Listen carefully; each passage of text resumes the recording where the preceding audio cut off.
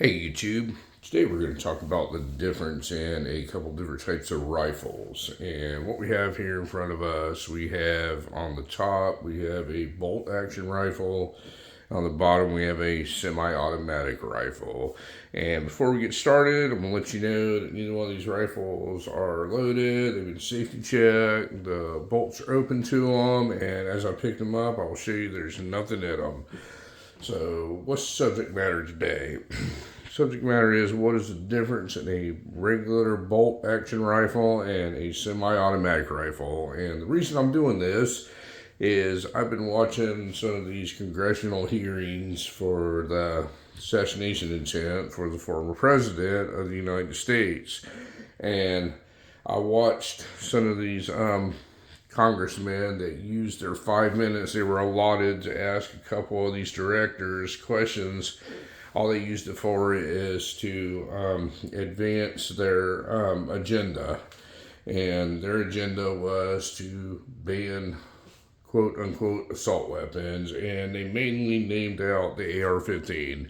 So what we have here, we have an example of an AR-15 here, and we have an example of what we use to neutralize the person with the AR-15. And I'm going to tell you why people are uneducated. They have no business in the position that they're in, and all they do is spread propaganda that people should not listen to, folks. It's just amazing to me.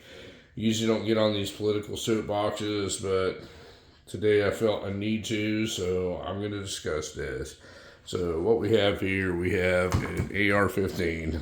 And this is the one, this is the evil one that everybody wants to get rid of. And I'll show you there's nothing in it. The bolt's open and there's nothing in it. So AR-15, this is what the shooter used to try and assassinate a president or a former president of the United States, which is the presumptive, not presumptive, he is the Republican nominee that's going to be in the election this November. And what an AR-15 is, it actually is a bolt action rifle. It's just a box mag. This one happens to be chambered in 5.56. It was the one used up there, and that effective range of that weapon is going to be somewhere, I believe they say around 400 yards. But 400 yards is a little stretching it with a low magnification optic, but you know, it can get done if you got good eyes and you got good training and all that.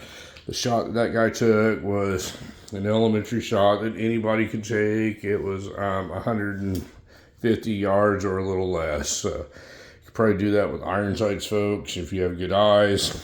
But all they talked about was this was a weapon of war. Well, folks, it's not a weapon of war. It's a weapon of war when it's used in a war, and nobody's at war with AR-15s. What they don't realize is that guy was a lunatic that got up on that roof of that building that he never should have been able to get up on, and he took what is a common weapon amongst the American public. It's the most popular sporting rifle in the country, so it's easiest to grab one of those. And he managed to get off 8 shots, from what I understand. I mean, I'm not the one doing the investigation, but from what I've seen, he managed to get off 8 rush shots. And he almost did what he set out to do, but almost only counts in horseshoes and grenades, folks. But he did not do it in 8 shots. Now, the counter sniper team that approached him was using something that's similar here on top. This weapon here is just a bolt action. As you can see, it's not loaded. Bolt action. This one happens to be in 308. I believe the one that they were using was it was either a 308 or a 300 Win Mag. But a similar setup, very large scope, bipod, precision mounted, the whole deal. And as soon as, and there's a lot of controversy on how long it took them to notice it, and this is not what this discussion is about, but as soon as they noticed this guy, got the go ahead, the green light, decided what they were going to do, it was over in one shot, folks. One shot. that large precision bolt action rifle that the government does not care about It was over in one shot. This guy squeezed off 8 rounds and killed an innocent person that, in my opinion, he probably didn't have the intention of doing. But the target he was after, he did not do what he set out to do in 8 shots. The guy with the top one was further away. One shot, it was done. Now, you got to ask yourself, all these lobbyists and all these congressmen and all that wants to do away with the AR-15 in particular, and that's all they ever bring up is AR-15, AR style weapon and all that. Which one was more successful, folks? Which one? The one on top, the one on the bottom. The government does not care about that weapon on top. They do not care. They think of a bolt action rifle as a deer hunting rifle that people hunt food with out in the woods. And they think of this, the AR-15, as a weapon of war.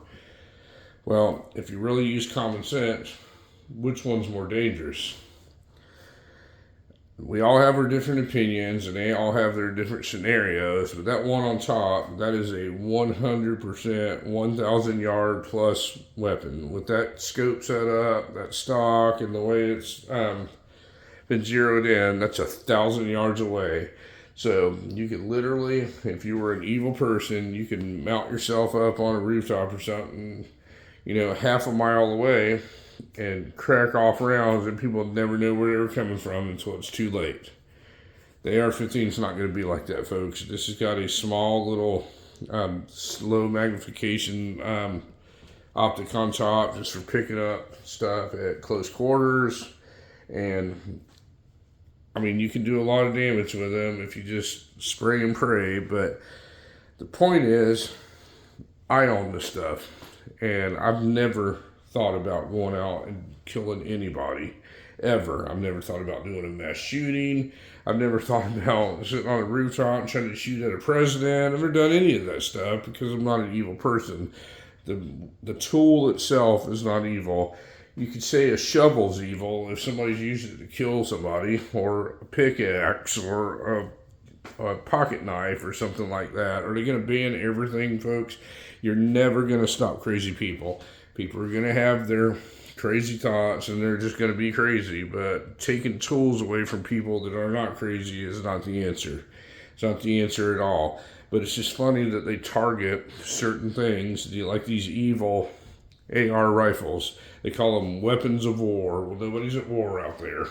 It was one mentally challenged person that decided he was going to make a statement and do something, and I wouldn't call that a war. And the one that they're not worried about is the rifle on top. I mean, they have no qualms about it. They're not worried about a box mag, and that one's a big one, a 10-round box mag bolt action rifle, and that one's actually scarier than the one below, because that one will get something done from a distance away where you'd never realize it was coming. The government's not worried about it.